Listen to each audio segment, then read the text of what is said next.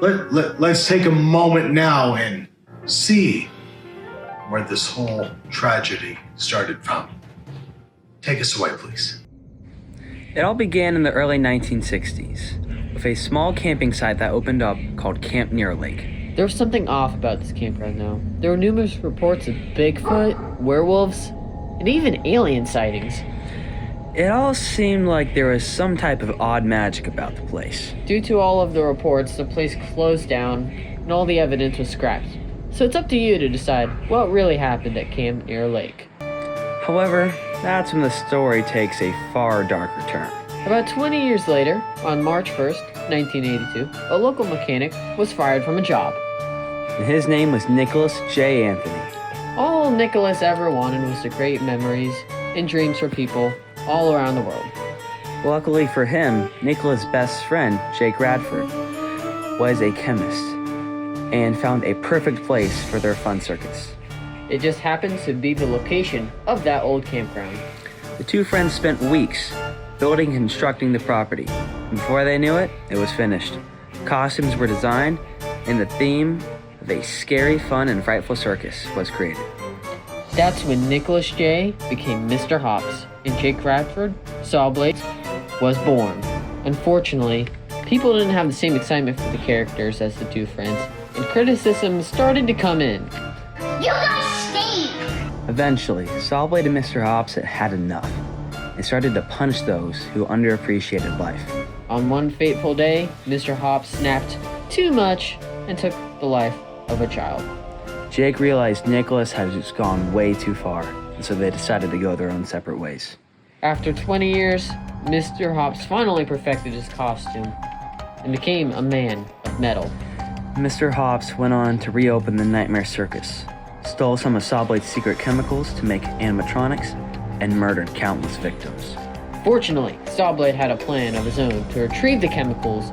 He sent in secret spies to go into Mr. Hops' storage and receive the chemicals, hidden as Easter eggs, all while the Nightmare Circus was going on. Meanwhile, back at the circus, everything was going great. Well, for Mr. Hops, that is. Until a security guard came in and burned down the entire place, locking up Nicholas and destroying all of his fellow delinquent animatronics.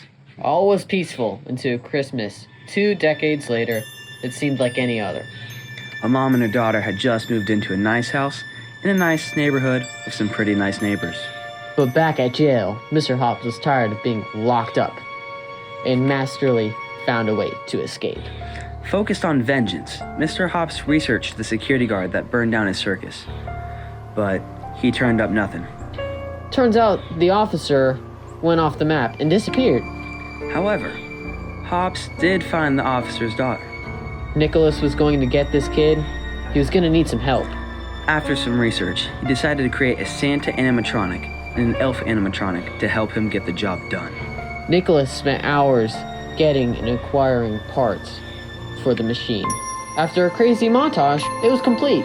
Once the download had started, things shifted for good old Mr. Hops. A local ghost, originally known as Santa Claus, a Christmas spirit if you want to get fancy, was looking for vengeance and found its way into the robot's body. The machine and ghost fused, taking control of Mr. Hops' programming, and supposedly killed Nicholas J.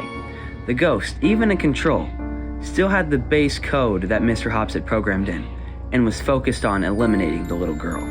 And so the Christmas spirit and the elf started to take over the neighborhood, and after taking out the neighbor Mr. Rudy, the girl was kidnapped.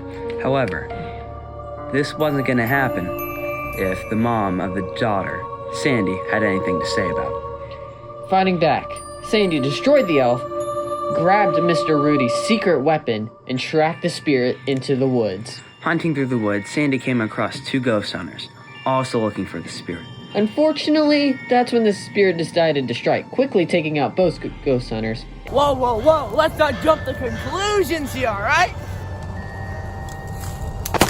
And knocking out Sandy. When everything seemed grim for Sandy, a small little turkey hat started to appear in the distance. When Sandy awoke, she was no longer in the woods, but lying in a nice bed, and greeted by a rather amusing, odd movie star known as Turkey Boy! Turkey Boy was originally responsible for destroying the original spirit. However, after Thanksgiving, his powers dwindled, so he referred Sandy to his close best friend, Shark Boy. Shark Boy taught Sandy the ways of a warrior, and she eventually learned the skills to defeat the spirit for good.